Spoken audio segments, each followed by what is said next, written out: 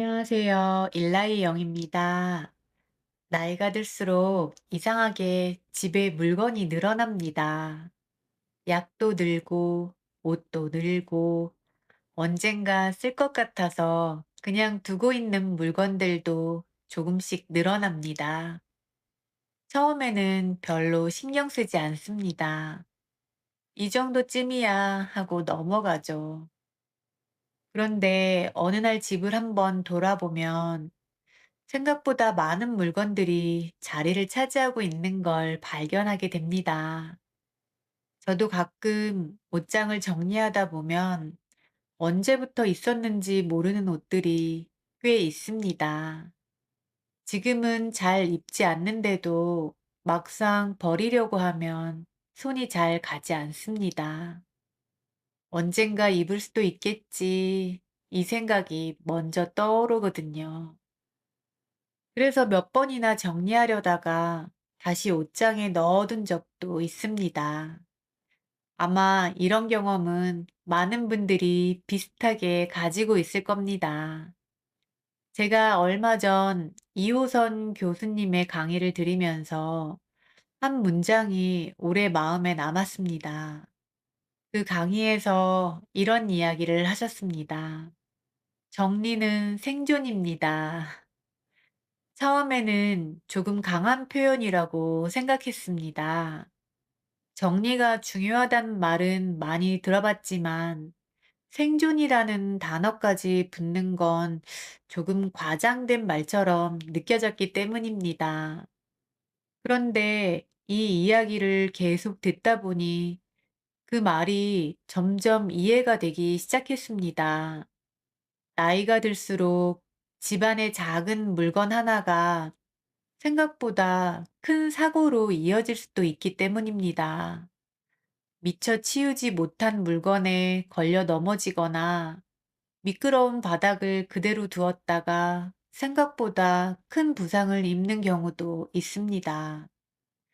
젊을 때는 금방 회복이 되는 일이 중년 이후에는 오래 남는 경우도 많습니다. 그래서 이호선 교수는 정리를 단순히 깨끗하게 사는 문제가 아니라 안전의 문제라고 말했습니다. 정리는 편리함의 문제가 아니라 삶을 지키는 문제라는 것입니다.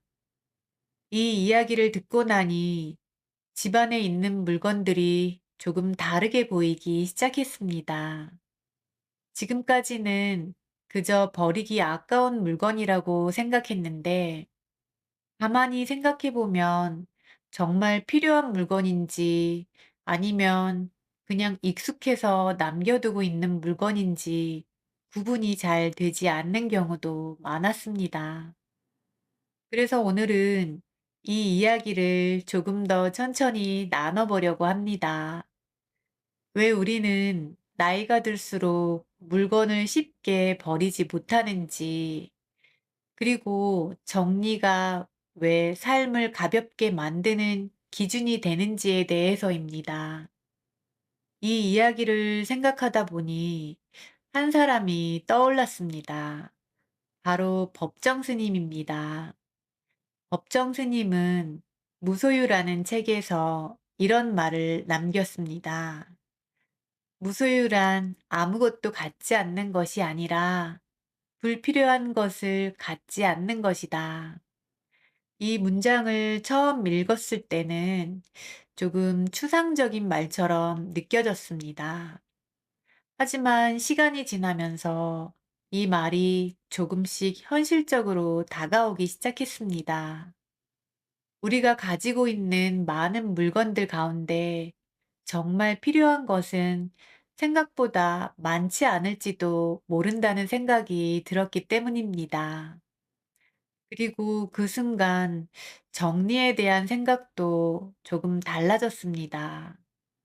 정리는 물건을 버리는 일이 아니라 어쩌면 삶을 조금 더 가볍게 만드는 과정일지도 모른다는 생각이 들었습니다. 집 안을 조금만 천천히 살펴보면 생각보다 많은 물건들이 바닥 가까이에 놓여 있는 경우가 있습니다. 잠깐 내려놓은 상자, 언젠가 정리하려고 모아둔 물건들, 아직 버리지 못한 오래된 물건들까지. 젊을 때는 이런 것들이 크게 신경 쓰이지 않습니다. 몸이 빠르게 움직이고 균형도 잘 잡히기 때문입니다. 그런데 나이가 들수록 몸의 반응 속도가 조금씩 달라지기 시작합니다. 발이 살짝 걸리거나 미끄러운 곳을 제대로 보지 못하면 생각보다 쉽게 넘어질 수도 있습니다. 그래서 이호선 교수는 정리를 단순한 습관이 아니라 생존 문제라고 이야기했습니다. 가만히 생각해 보면 그 말이 아주 틀린 말은 아니라는 생각도 들었습니다. 집안에서 일어나는 사고 가운데 꽤 많은 경우가 작은 물건 하나에서 시작되기도 합니다. 치우지 못한 상자 하나, 잠깐 옮겨놓은 의자 하나, 미처 정리하지 못한 전선 하나, 이런 것들이 평소에는 아무 문제 없어 보이지만 어느 순간 작은 사고의 시작이 되기도 합니다. 저도 예전에 거실 한쪽에 작은 상자를 잠깐 내려놓은 적이 있습니다. 금방 정리할 생각이었는데 하루가 지나고 며칠이 지나면서 상자가 그 자리에 그대로 남아 있었습니다. 그리고 어느 날 그 앞을 지나가다가 잠깐 발이 걸릴 뻔한 순간이 있었습니다. 다행히 넘어지지는 않았지만 그 순간 문득 이런 생각이 들었습니다. 아, 이런 것들이 쌓이면 위험할 수도 있겠구나. 그 이후로는 집 안에 물건을 둘 때 조금 더 신경을 쓰게 되었습니다. 정리를 잘한다는 것이 완벽하게 깨끗하게 사는 것을 의미하지는 않는다는 생각도 들었습니다. 그저 안전하게 움직일 수 있는 공간을 만들어 두는 것, 그 정도면 충분할지도 모릅니다. 사실 우리는 정리를 너무 어렵게 생각하는 경우가 있습니다. 완벽하게 해야 한다고 생각하면 오히려 시작하기가 더 어려워집니다. 그래서 정리는 거창한 일이 아니라 작은 습관에 가까운 것일지도 모릅니다. 하루에 하나씩만 치워도 집안의 분위기는 조금씩 달라집니다. 그리고 그 변화는 생각보다 마음에도 영향을 줍니다. 집안이 조금 정돈되어 있으면 몸의 움직임도 편해지고 마음도 조금 더 가벼워지는 느낌이 들기 때문입니다. 그래서 정리는 단순히 물건을 치우는 일이 아니라 삶의 공간을 다시 만드는 과정일지도 모릅니다. 그리고 그 과정 속에서 우리는 조금 더 편안하게 움직이고 조금 더 안전하게 살아갈 수 있습니다. 그런데 한편으로는 이런 생각도 듭니다. 정리가 중요하다는 것을 우리도 알고 있습니다. 집이 정돈되어 있으면 몸도 편하고 마음도 가벼워진다는 것도 대부분 알고 있습니다. 그런데도 막상 물건을 버리는 일은 생각보다 쉽지 않습니다. 왜 그럴까요? 가만히 생각해 보면 우리가 버리지 못하는 것은 물건 그 자체가 아니라 그 물건에 담겨 있는 시간일지도 모릅니다. 어떤 물건은 그 시절의 기억을 떠올리게 합니다. 어떤 물건은 그때의 나를 떠올리게 합니다. 그래서 손에 들고 있다가도 다시 제자리에 내려놓게 됩니다. 저도 아직 버리지 못하고 있는 물건이 하나 있습니다. 아주 오래된 옷인데 지금은 거의 입지 않습니다. 막상 꺼내보면 지금 생활과는 잘 어울리지도 않습니다. 그래서 몇 번이나 정리하려고 꺼냈다가 결국 다시 옷장에 넣어둔 적이 있습니다. 그 옷을 보면 그 시절의 시간이 떠오르기 때문입니다. 그때의 일상, 그때의 나이, 그때의 마음 같은 것들이 조금씩 같이 떠오릅니다. 그래서인지 그 물건을 버린다는 것이 그 시간을 버리는 것처럼 느껴지기도 합니다. 아마 이런 경험은 많은 분들이 비슷하게 가지고 있을 겁니다. 그래서 정리가 어려운 것은 게으르기 때문만은 아닐지도 모릅니다. 이호선 교수도 강의에서 이 부분을 이야기했습니다. 정리가 잘 되지 않는 사람을 단순히 게으르다고 볼 수만은 없다고 말입니다. 몸이 아플 때도 정리를 하지 못할 수 있습니다. 너무 바쁜 생활 속에서도 집안을 돌볼 여유가 없을 수 있습니다. 그리고 때로는 마음이 지쳐 있을 때도 정리가 잘 되지 않습니다. 그래서 집안의 모습은 어쩌면 우리의 마음 상태를 조금 보여주는 것일지도 모릅니다. 집이 너무 어지럽게 느껴질 때가 있다면 그것은 단순히 물건의 문제가 아니라 조금 지친 마음의 신호일 수도 있습니다. 그래서 정리는 자신을 탓하면서 하는 일이 아니라 자신을 돌보는 과정에 가까운 것 같습니다. 조금씩 정리를 하면서 삶의 속도를 다시 찾는 것, 그게 어쩌면 정리가 가진 또 다른 의미일지도 모릅니다. 집안을 정리하다 보면 가끔 이런 생각이 들 때가 있습니다.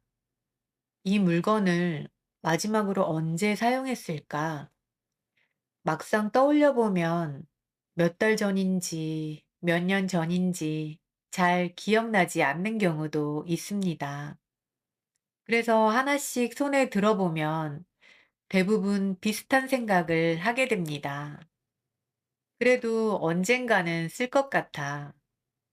그렇게 다시 제자리에 내려놓습니다. 하지만 시간이 지나도 그 물건을 다시 꺼내는 일은 거의 없습니다. 그래서 가끔은 이런 질문을 스스로에게 던지게 됩니다. 정말 필요한 물건이었을까? 아니면 그냥 익숙해서 남겨두고 있는 걸까? 이런 생각을 하다 보면 법정 스님의 책 무소유에 나오는 문장이 떠오릅니다. 무소유란 아무것도 갖지 않는 것이 아니라 불필요한 것을 갖지 않는 것이다. 아무것도 가지지 않는 삶이라는 것은 현실적으로 어렵다고 느껴졌습니다. 하지만 시간이 지나면서 그 문장의 의미가 조금씩 다르게 다가오기 시작했습니다. 우리가 살아가면서 많은 것들을 가지게 되지만 그 가운데는 지금의 삶과 잘 어울리지 않는 것들도 생각보다 많이 남아있기 때문입니다. 예전에 필요했던 물건, 예전에 좋아했던 물건, 예전에 자주 사용하던 물건들, 시간이 흐르면서 생활은 조금씩 달라졌는데 그 물건들은 그대로 남아있는 경우가 많습니다. 그래서 가끔 집안을 돌아보면 지금의 나보다 예전의 나를 더 많이 보여주는 물건들이 남아있는 것 같다는 생각이 들기도 합니다. 그래서 정리는 단순히 물건을 줄이는 일이 아니라 지금의 삶에 맞지 않는 것들을 조금씩 정리해 나가는 과정일지도 모릅니다. 예전에는 필요했던 것이라도 지금은 필요하지 않을 수도 있습니다. 그리고 그 사실을 인정하는 순간 삶이 조금 가벼워지는 느낌이 들기도 합니다. 그래서 법정 스님은 무소유를 이야기하면서 비워낸 자리에 여유가 생긴다고 말했습니다. 물건이 줄어들면 집안의 공간이 넓어집니다. 그리고 공간이 넓어지면 몸의 움직임도 편해집니다. 그러다 보면 이상하게 마음도 조금 여유로워집니다. 그래서 정리는 버림의 과정이 아니라 어쩌면 삶을 조금 더 단순하게 만드는 과정일지도 모릅니다. 필요한 것만 남겨두는 삶. 그 삶은 생각보다 많은 자유를 만들어줍니다. 그리고 그 자유 속에서 우리는 조금 더 편안하게 지금의 시간을 살아갈 수 있습니다. 집 안에 물건을 하나씩 정리하다 보면 어느 순간 이런 생각이 들기도 합니다. 생각보다 많은 것들이 없어도 괜찮다는 사실입니다. 처음에는 조금 망설이게 됩니다. 그래도 언젠가는 쓸 것 같고 막상 버리려고 하면 괜히 아까운 마음이 들기도 합니다. 그래서 몇 번이나 제자리에 두었다가 며칠 뒤에 다시 꺼내보는 경우도 있습니다. 그런 과정을 반복하다 보면 조금씩 알게 되는 것이 있습니다. 우리가 붙잡고 있었던 것은 물건 그 자체라기보다 그 물건에 담겨 있던 시간일지도 모른다는 것입니다. 그래서 정리는 물건을 버리는 일이 아니라 시간을 정리하는 일처럼 느껴집니다. 그 가운데는 지금의 삶과는 조금 멀어진 것들도 있습니다. 그래서 하나씩 정리하다 보면 조금 이상한 기분이 들기도 합니다. 집안의 물건은 줄어들고 있는데 마음은 오히려 가벼워지는 느낌이 들기 때문입니다. 그래서 정리는 집을 깨끗하게 만드는 일이 아니라 지금의 삶에 맞지 않는 것들을 조금씩 내려놓는 과정일지도 모릅니다. 이 이야기를 생각하다 보면 다시 한번 법정 스님의 말이 떠오릅니다. 버리고 떠나기 위해서가 아니라 자유로워지기 위해서 비운다. 비운다는 것은 무언가를 잃는 일이 아니라 새로운 여유를 만드는 일일지도 모릅니다. 물건이 줄어들면 집안의 공간이 조금 넓어집니다.